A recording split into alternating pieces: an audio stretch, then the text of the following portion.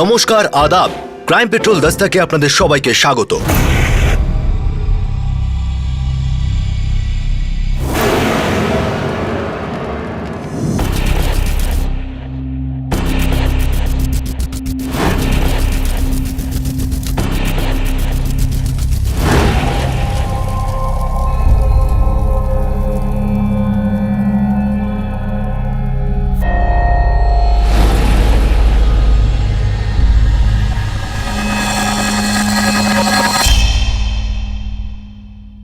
দায়িত্ব সবাইকেই নিতে হয়, কাউকে বেশি কাউকে কম, কিন্তু একটা দায়িত্ব থেকেই যায় নিজের প্রতি, নিজের স্বপ্ন, নিজের শান্তির প্রতি। যখন এই দায়িত্বগুলির বলি দেওয়া হয় তখন দম আটকে আসে। এটা একটা সংকেত দেয় যে চাপের ফলে নিঃশ্বাস বন্ধ হতে চলেছে, কিন্তু সাধারণত এই সংকেতটাও চাপা থাকে, লুকোনো থাকে, আর অনেক দেরিতে শোনা যায়। এপ্রিল 2011, ঘাটকোপার, মুম্বাই। ओम जयंती मंगला काली भद्रकाली कपालिनी दुर्गा क्षमा शिवा धात्री स्वाहा स्वदा नमस्तुते। ओम जयंती मंगला काली भद्रकाली कपालिनी मोहन, क्षमा शिवा धात्री स्वाहा स्वदा। अरे ओ मोहन, जयंती मंगला भद्रकाली कपालिनी। আরে শুনছিস না কেন? হ্যাঁ মা, কি হয়েছে? আমি একটু বাথরুমে যাব। এই শঙ্কর, মাকে বাথরুমে নিয়ে যাচ্ছিস না কেন তুই? হায় রাম, তুই কি বলছিস? দেখছিস না ও পুজো করছে? পুজো ছেড়ে ও কি আমাকে বাথরুমে নিয়ে যাবে? আরে তুই কেন নিয়ে যাচ্ছিস না? ঠিক আছে, আমি আসছি।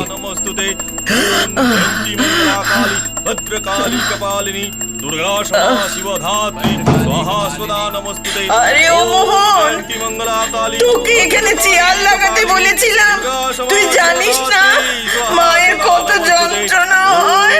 মা, কাল মাইনে পাবো তখন নিয়ে আসবো। বিকেলে অবশ্যই নিয়ে আসবি।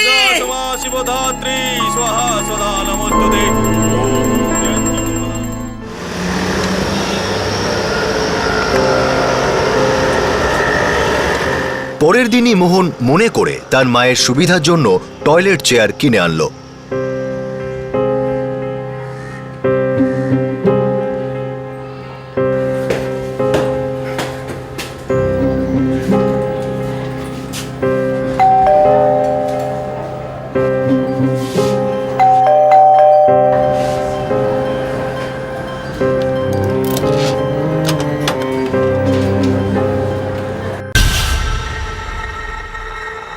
মা,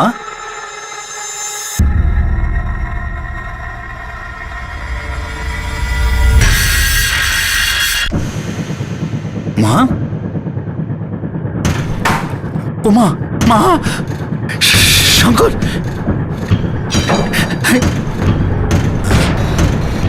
শঙ্কর,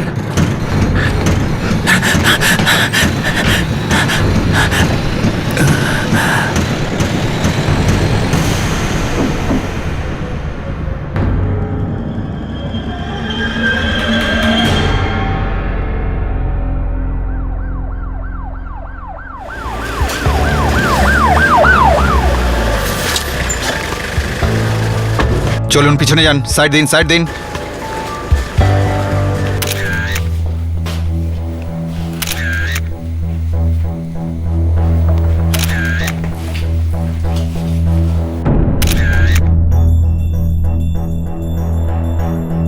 আমি প্রতিদিনের মতো আজ বিকেল অফিস থেকে ফিরে বেল বাজালাম। কেউ দরজা খুলতে এলো না। আমি দরজা খুললাম আর ভিতরে ঢুকলাম। মা খাটে পড়েছিল আর ভাই শঙ্কর ভেতরে বাথরুমে পড়েছিল। আপনি কি করেন? মুম্বাই ইউনিভার্সিটির ভাইস চ্যান্সেলরের পিএ। সকালে কটায় আপনি কাজে বেরিয়েছিলেন? প্রতিদিনের মতো 9টায়। তখন আপনার মা কোথায় ছিলেন? খাটে ছিল। গত 3 বছর ধরে এই খাটেই ছিল। আর আপনার ভাই শঙ্কর? পুজো করছিল। শঙ্কর, আমি মায়ের জন্য রুটি করে রেখেছি আর চালও ভিজিয়ে দিয়েছি। ভাত বসিয়ে দেবো। ভুলিস না যেন। ভুলবো না দাদা।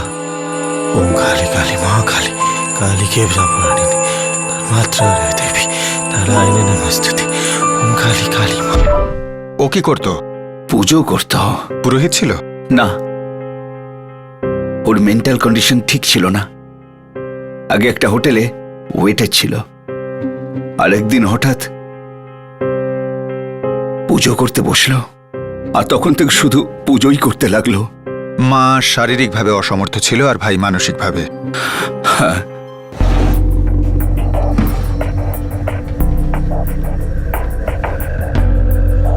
স্যার আমার তো এটা চুরির কেস মনে হচ্ছে। চুরি হয়ে থাকলে মিস্টার মোহনই বলতে পারবেন কি চুরি হয়েছে। তেমন কিছু ছিলই না আমাদের কাছে, শুধুমাত্র মায়ের কিছু গয়না ছিল। যদি গয়না এখানেই থাকে তাহলে এটা চুরির কেস নয়। কাউকে এই বাড়িতে আসতে যেতে দেখেছেন কখনো আপনারা? মানে ফেরিওয়ালা, সেলসম্যান, যে কেউ? শুধু মোহনদাই বাড়িতে যাতায়াত করত। এমন ছেলে সবার কপালে জোটে না। প্রথমে বাবার সেবা করলো, কিন্তু 2006 সে মারা গেল। তারপর মা বিছানা নিয়ে নিল। ওই পাগল ভাই ওদের দুজনকে তো সন্তানের মতো সেবা করতো মোহনদা। কেউ না কেউ তো আসতো, ম্যাথর, জঞ্জালওয়ালা কেউ তো হবে। ওই ময়লা তোলার ছেলেটা আসতো। মোহনদা সকাল 9টায় বাড়ি থেকে বেরিয়ে যেত, আর ও 10টার সময় দরজায় বেল বাজাতো। এক জোড়া বালা ছিল, একটা হার আর দুটো কানের দুল। 3টে আইটেম ছিল, এখন 3টেই নেই। আসুন এদিকে আসুন। বিজয়, ফিঙ্গারপ্রিন্টস নাও। স্যার একটা ছেলে আসে জঞ্জাল সাফ করতে সকাল 10টা নাগাদ। ও রোজ লেট করে আসে। আমার যাবার পর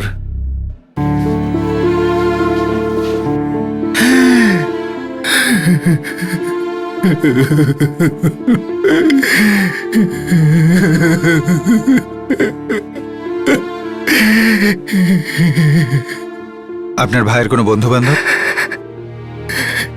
না, ওই মন্দিরে কিছু লোকের সাথে ওঠা বসা করতো। কোন মন্দির? মায়ের মন্দির আছে কাছেই, রোজ যেত। কখন যেত ওখানে? আমার যাবার পর, মানে 10:30 নাগাদ।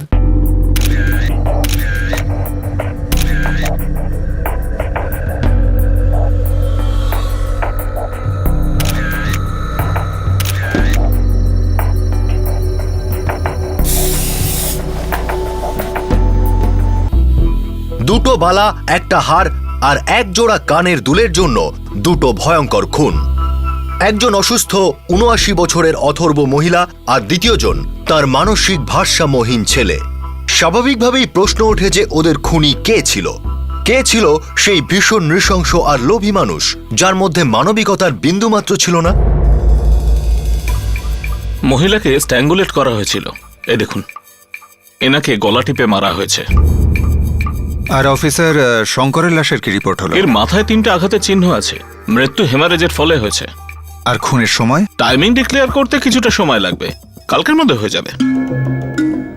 আমি রোজ সকালে মোটামুটি ওই 10টা নাগাদ যাই স্যার ওখানে ময়লা তোলার জন্য। তুই কাল গেছিলি না ওই বাড়িতে?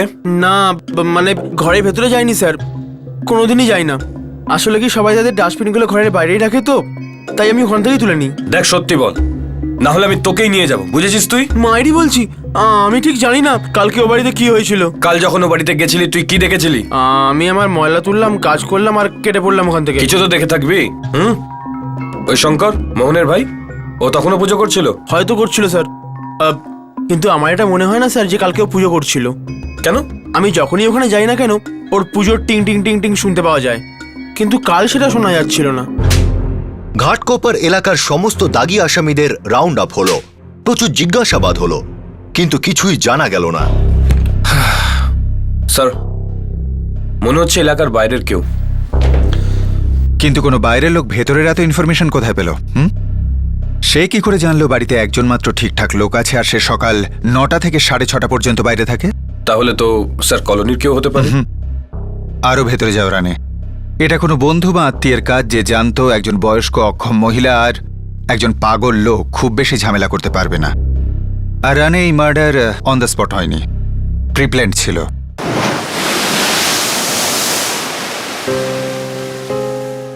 ওরা দুজন ছিল মানে ওই বাড়িতে কিছু তো ছিল। আমি জানি মোহন, তোমার জীবন তো ওনাদের ঘিরেই ছিল। কি না করেছো তুমি ওনাদের জন্য? আমি ওদের রক্ষা করতে পারলাম না, আমি ফেল করে গেলাম কবিতা। মোহন, যা হয়েছে সেটা তোমার হাতে ছিল না, তাই কেন নিজেকে দোষারোপ করছো? যা হাতে ছিল সেটাও করতে পারিনি কবিতা। মায়ের টয়লেট চেয়ার দরকার ছিল, কিন্তু আমি সেটা আনতে অনেক দেরি করে ফেললাম। মোহন, মাকে খুব মনে পড়ে কবিতা।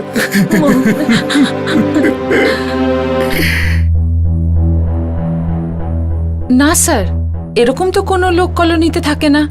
স্যার, মোহনদাকে আমরা বড় ভাইয়ের মতো মানতাম। উনি একদম দেবতুল্য মানুষ, আর ওনার সম্বন্ধে যে কেউই খারাপ ভাববে তারই পাপ হবে। ওদের তিনজনের সম্পর্ক কেমন ছিল? ঝগড়াঝাঁটি হতো? কোন বাড়িতে ঠোকাঠুকি হয় না বলুন? আর তাছাড়া পরিবারের সব দায়িত্ব তো মোহনদার উপরেই ছিল। হ্যাঁ, মাঝে মাঝে চিৎকার চেঁচামেচি হতো। স্যার, আমি নিজের চোখে দেখিনি, কিন্তু কখনো শুনতে পেতাম। কে? এই যে সকাল সকাল ঝগড়ার আওয়াজ আসতো, বিশেষ করে যখন মোহনদা রান্না করত। Welcome to Beaten World. How may I assist you? নতুন ফ্ল্যাটের জন্য একটা স্ট্যান্ড ফ্যান আর কুলার নেব। এই পচা গরম থেকে একটু স্বস্তি চাই। বাজার চলতে সব ব্র্যান্ড আর ভরসাযোগ্য নয়। তার জন্য তো আমাদের ফ্যান আছে, all purpose bullet table fan, ceiling fan. আমাদের সিলিং ফ্যান কিন্তু 30 মাসের ওয়ারেন্টি সহ পাওয়া যায়। আছে ফারাটা 2 বছরের ওয়ারেন্টি, 17 থেকে 20 মিটার এয়ার ফ্লো। মধ্যবিত্তের সাধ্যের মধ্যে একমাত্র ভরসাযোগ্য ব্র্যান্ড বিটেন। আমাদের কুলারের কিন্তু অনেক range, 45 litres, 50 litres, 70 litres, 90 litres, 110 litres. Honeycomb সহযোগে বিটেনের সব কুলারের ওয়ারেন্টি 1 বছর। চেনা হাওয়ায় অচেনা অনুভূতির জন্য একমাত্র আদর্শ বিটেন। গরমে স্বস্তি পেতে বিটেনের ফ্যান হোক বা কুলার, আজই আনুন বাড়িতে। Beaten, digitally yours. আর এই শঙ্কর, এর সাথে কারো কোনো ঝামেলা? না স্যার, ও মাথায় গন্ডগোল ছিল, কিন্তু বদমাইশ না, শান্ত স্বভাবের ছিল স্যার। শ্যামামা কি আমার কালো রে, শ্যামামা কি আমার কালো, শ্যামামা কি আমার কালো রে, শ্যামামা। হতে পারে যে পাগলামির বশেও প্রথমে মাকে মেরেছে, তারপর নিজে আত্মহত্যা করেছে। মুশকিল আছে স্যার, কিন্তু কারো সম্বন্ধে কিছু বলা তো যায় না। আর ওর মন্দিরের বন্ধুরা, তাদের মধ্যে কেউ এমন কেউ যে জানে মোহন বাড়ি থেকে যাবার পরে শুধু ওরা দুজনই বাড়িতে থাকে? না স্যার, আমার কোনো আইডিয়া নেই। শ্যামামা কি আমার কালো রে, শ্যামামা কি আমার কালো, শ্যামামা কি আমার কালো রে, শ্যামামা। মোহন বলেছিল ওর ভাই রোজ সকাল 10:30টায় এখানে চলে আসতো। স্যার, এদের মধ্যেই কেউ হবে। আরতির পর হয়তো ওর পিছু নিয়েছিল। বা এটাও হতে পারে শঙ্কর নিজেই ওদের সাথে নিয়ে গেছে। হতে পারে স্যার। স্যার, শঙ্কর প্রতিদিন নিয়ম করে পুজো করতে আসতো। বৃষ্টি হোক আর যাই হোক ঠিক হাজির হয়ে যেত, কিন্তু সেদিন আরতিতে আসেনি। ঠিক, একদম ঠিক স্যার। গত 1 বছরেও একটা দিনও বাদ দেয়নি স্যার। মোহন 9টায় ঘর থেকে বেরিয়েছে আর শঙ্কর 10:30টায় মন্দিরে পৌঁছয়নি। তার মানে যা হয়েছে এর মধ্যেই হয়েছে, 9টা থেকে 10:30টার মধ্যে। হ্যাঁ স্যার, কিন্তু কি হয়ে থাকবে? অদ্ভুত ব্যাপার, শঙ্কর সেদিন মন্দিরের আরতিতে যায়নি। কি করে যেত মিস্টার মোহন? সে বেচারা বেঁচেই ছিল না। এমন কি কেউ আছে যে আপনার দিনলিপিটা পুরোপুরি জানে, যে বাড়িটা ইন ডিটেলসে জানে? কখনো আপনার কি মনে হয়েছে কেউ আপনার পিছু করছে বা আপনার মুভমেন্টে নজর রাখছে? নিজের কাজে এত ব্যস্ত থাকতাম যে চোখ ঘোরাবার সুযোগই পেতাম না, কিন্তু এখন শুধুই অবসর।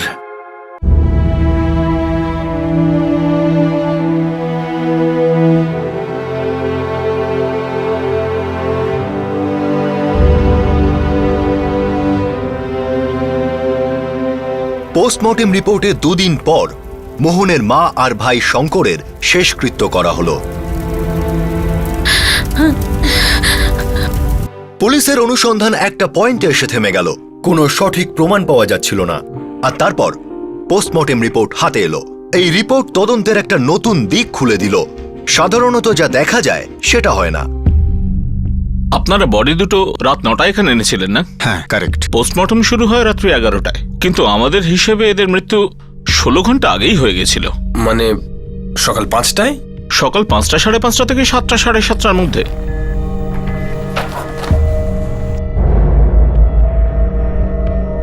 স্যার, এই মোহন তো সকাল 9টায় বাড়ি থেকে বেরোয় না? এটা কি করে হতে পারে? বাড়ি থেকে বেরোনোর আগে মায়ের সাথে কথা বলে বেরিয়েছিলাম আমি। আপনার ঠিক মনে আছে? মা, আজ তোমার জন্য টয়লেট চেয়ার নিশ্চয়ই নিয়ে আসবো।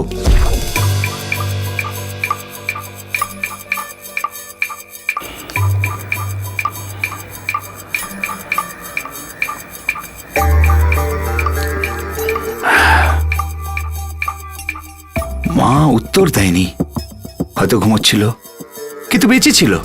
আর শঙ্কর? শঙ্কর আমার চোখের সামনে ছিল, পুজো করছিল। কিন্তু পোস্টমর্টেমের রিপোর্ট অনুযায়ী 9টার মধ্যে দুজনেই মারা গিয়েছিলেন। স্যার, কোনো ভুল হয়ে থাকবে। রিপোর্ট আপনি আবার একবার চেক করান। ঠিক আছে, আমি পোস্টমর্টেমের রিপোর্ট আবার চেক করাচ্ছি।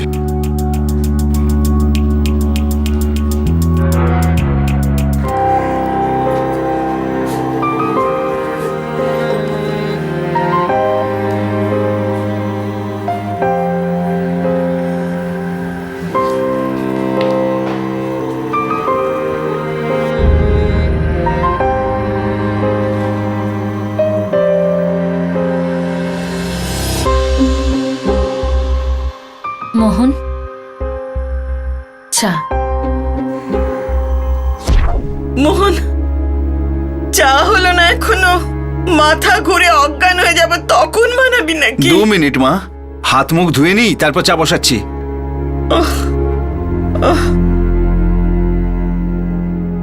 শঙ্কর, মায়ের জন্য চা তুইও তো বানাতে পারিস, তাহলে মাকে এত অপেক্ষা করিস কেন?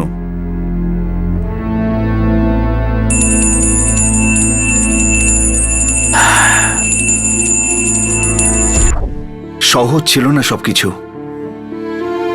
হাঁপিয়ে যেতাম কবিতা।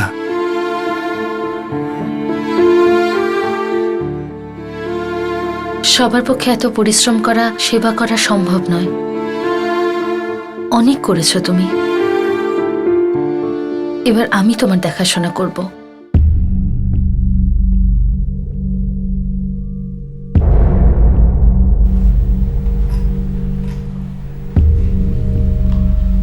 চালাক, খুব চালাক।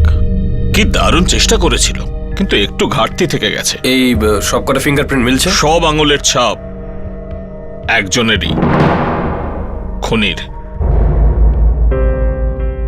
মোহন, আমি রুটি তরকারি করে রেখেছি, তুমি খেয়ে নিও। আর তুমি? না, আমাকে বাড়ি যেতে হবে, বাচ্চারা অপেক্ষা করে আছে। দাঁড়াও কবিতা, তুমি একেবারে এখানে থেকে যাচ্ছ না কেন? মোহন, আমি অনেক বছর তোমার জন্য অপেক্ষা করেছি। আমি সব সময় চাইতাম আমার জীবন তোমার সাথে কাটুক কবিতা। এখন আমার সন্তানরাই আমার সবকিছু, আমার সব থেকে বড় দায়িত্ব। আমি এই দায়িত্ব সামলে নেব, আমার অভ্যাস আছে দায়িত্ব সামলানোর। আর তুমি সাথে থাকলে দায়িত্ব আমার কঠিন মনে হবে না। আমরা 4 জন খুব আনন্দে থাকব। আমি ওদের ভালো বাবা হব। মোহন,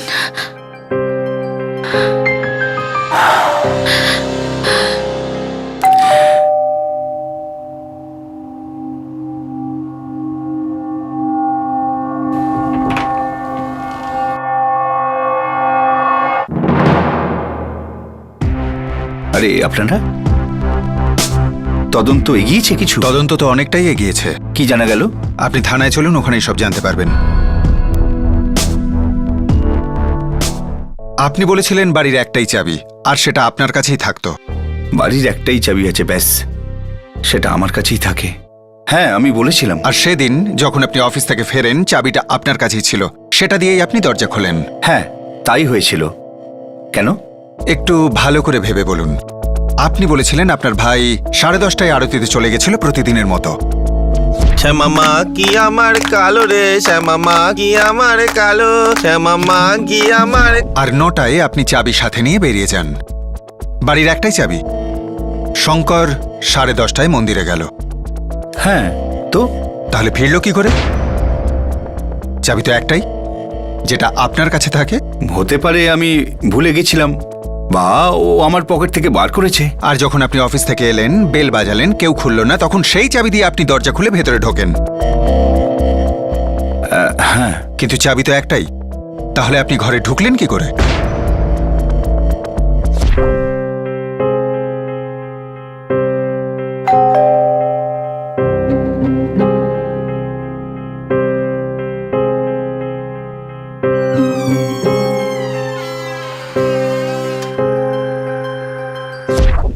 দরজা খোলা ছিল, আমি ধাক্কা দিলাম আর ভেতরে ঢুকলাম। সত্যি? আমি মিথ্যে কেন বলবো? সেদিন মায়ের জন্য রুটি করেছিলেন? রোজ তো আমি রুটি বানাতাম, অনেক দিন ধরে।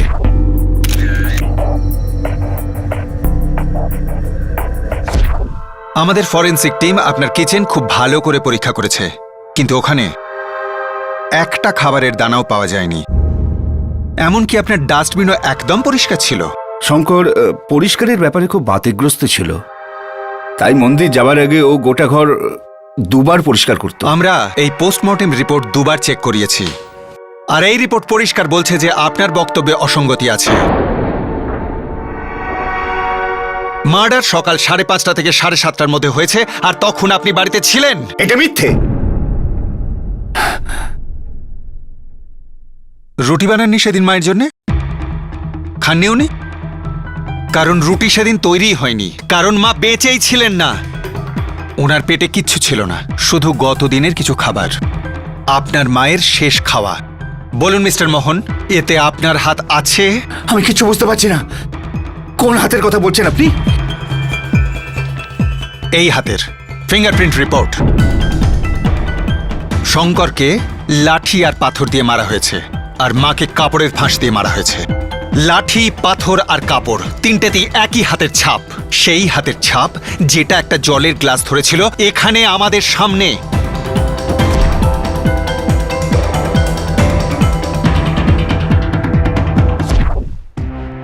কি হয়েছিল সেদিন? ঝগড়া হয়েছিল? ওই সময় তো আপনি খাবার বানাতেন। সেদিন কি এমন হয়েছিল? ভাত করেননি, রুটি বেলেননি, সবজি কাটেননি, কেন?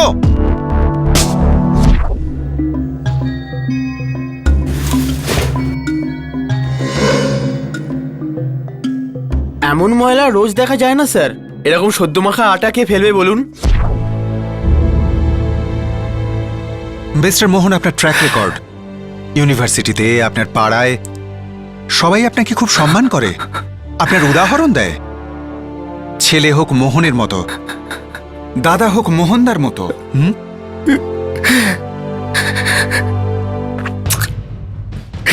নিশ্চয়ই কোনো জোরালো কারণ তো থাকবে যার জন্য আপনি এই দুজনকে মেরে ফেললেন, যাদের জন্য আপনি বাঁচতেন। কেন? কারণ এবার আমার বাঁচার পালা ছিল।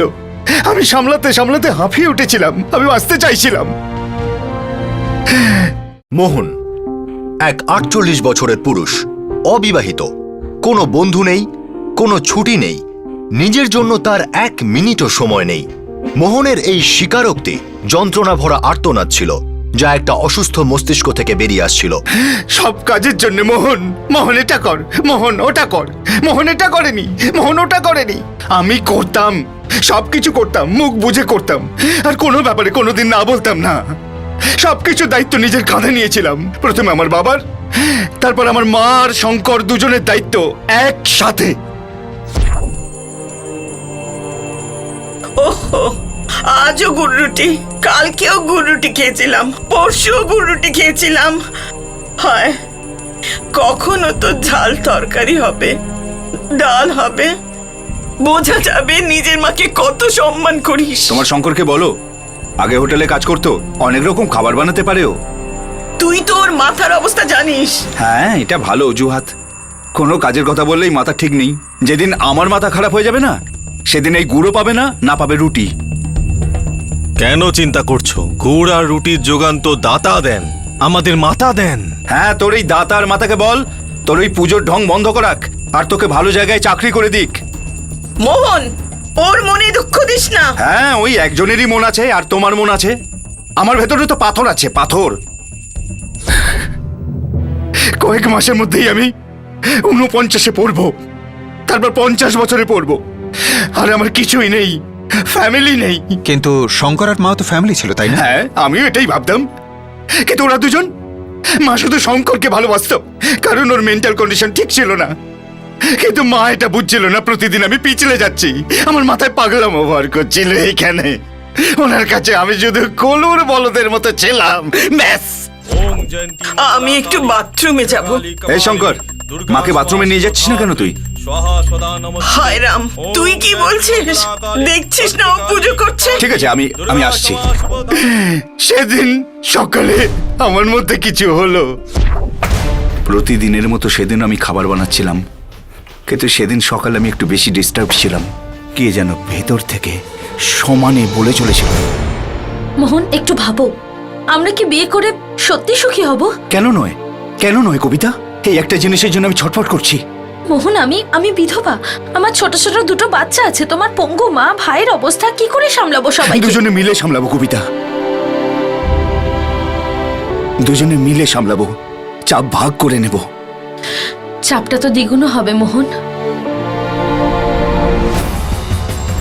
ওম জয়ন্তী মঙ্গলা কালী ভদ্রকালী কপালিনী দুর্গা শব্দগুলো আমার কানে বাজছিল, ওগুলো আমাকে ব্যঙ্গ করছিল, বলছিল তুই নপুংসক, তোর জীবনে মহিলার সুখ নেই, বাচ্চার সুখ নেই, তুই শুধু একটা পোশাক কুকুর।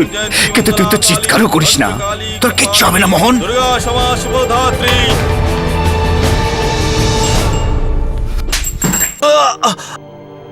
তুই কিচ্ছু সামলাতে পারিস না, কেন জানিস? কারণ আমি আছি সামলাবার জন্য। আজ ধূপ পড়েছে, কাল তুইও খাটে শুয়ে পড়বি, আর আমি তোর মলমূত্র পরিষ্কার করব না? আরে কি হলো? এই তোমার আদুরে ছেলে, আরে শুনেও শোনে না, আর দেখেও দেখে না, আর ভগবানের ভক্ত সেজে ঘুরে বেড়া কথাকার। মুখ সামলে কথা বল। আরে ও তো তোর ছোট ভাই। আরে আমার ভাই না, আর তুমি তুমি তুমি আমার মা। রোজ একটু একটু করে আমার রক্ত চুষছ। আরে তোমরা দুজন আমার জীবনের অভিশাপ। অভিশাপ। পাগল হয়ে গেছিস তুই? পাগল হবার অধিকার শুধু এর আছে, আমার নেই? আমি পাগল হতে পারি না? না ঘন্টা দে বাজবি না? জয় মাতা বাজাচ্ছি। হ্যাঁ সব শেষ হয়ে যাবে। চুপ কর বলছি। মাথা রুশ করবি। কি করছিস? রক্ত বয়ে যাবে। মা ক্ষমা করে দাও। মা আমি ক্ষমা চাইছি, আমি ক্ষমা চাইছি। মা ক্ষমা করে দাও। ক্ষমা চাই, ক্ষমা চাই? রক্ত ঝরবে না? ঝরাচ্ছে রক্ত। আরে কি করছিস? আরে কি করছিস তুই?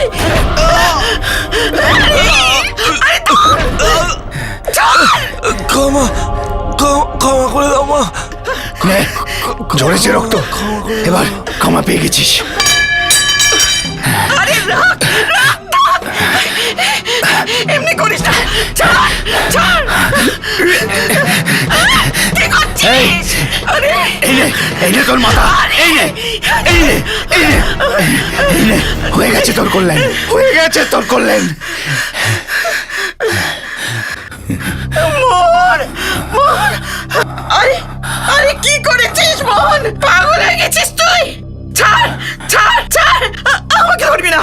তোমাকে কতবার বলেছি আমাকে ছাড়া নামার চেষ্টা করবে না? কি করছিস? পড়ে গেলে চোট লেগে যাবে। শঙ্কর কথা বলছে না কেন? কেন বলছে না? কি করেছিস তুই? ওর মাথা থেঁতলে দিয়েছি আমি। আমি জানি যে তুমি শঙ্করকে ছাড়া বাঁচতে পারবে না, কিন্তু আমি তোমাদের দুজনকে ছাড়া বাঁচতে পারবো।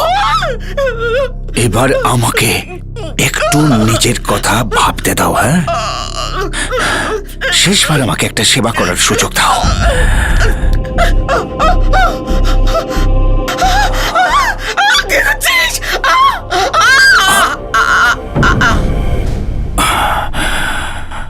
আজ থেকে তোমাদের জীবন শেষ, আর আমার শুরু।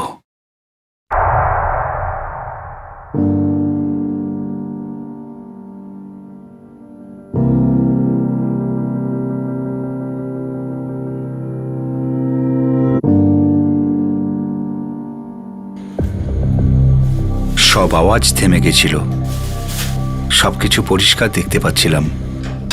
মনে হচ্ছিল আমি এত হালকা হয়ে গেছি যে হাওয়ায় উড়ে যাব।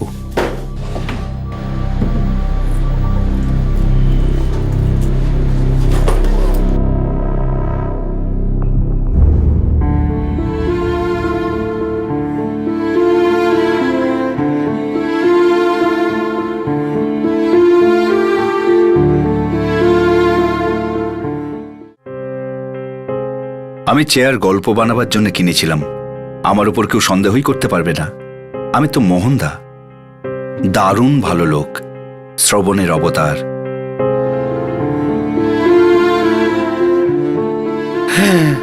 ক্লান্ত ক্লান্ত হয়ে গেছিলাম আমি ওদের দুজনের সেবা করতে করতে। আমি নিজেও বুড়ো হয়ে যাচ্ছিলাম, আর পাগলও।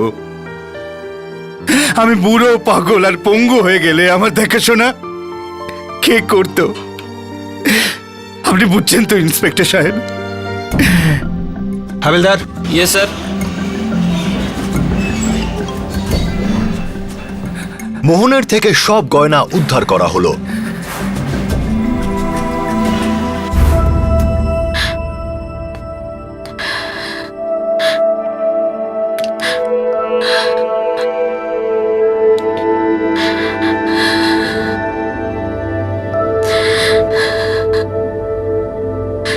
ভালোই হয়েছে।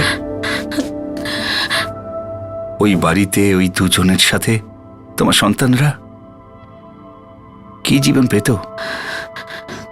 তাই যা হয়েছে ভালোই হয়েছে। কিন্তু মেরে কেন ফেললে মোহন? মেরে কেন ফেললে? বাঁচতে চাইছিলাম আমি, আর আমার জায়গায় তুমি থাকলে হয়তো এটাই করতে। সবাই এটাই করত। এ কাজটা কেউই করত না। মোহন এই সঙ্গীন অপরাধ দুর্বল মানসিক অবস্থায় করেছিল। এবার আদালত ঠিক করবে ওর কি শাস্তি হওয়া উচিত আর কেমন চিকিৎসা। পরিবারের কোনো একজন সদস্যের উপর এত দায়িত্ব থাকা যেমন অন্যায় তেমন বিপজ্জনক, যেমনটা আমরা আজকের কেসে দেখলাম। সমস্ত অপরাধ আভাস দেয় কান খাড়া রাখবেন, প্রাণ বাঁচতে পারে। আবার দেখা হবে। জয় হিন্দ।